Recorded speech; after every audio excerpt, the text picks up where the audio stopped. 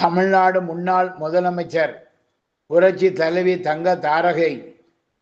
ஜெயலலிதா அம்மா அவர்களின் 77வது பிறந்த தின விழாவை முன்னிட்டு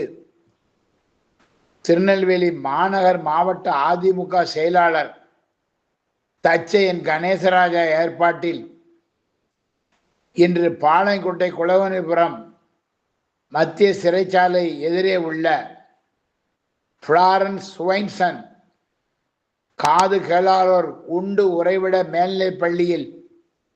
அசைவ உணவு மற்றும் இனிப்புகள் வழங்கப்பட்டன. இதில் அதிமுக சிறுபான்மையினர் நலப்பிரிவு மாநில துணை செயலாளர்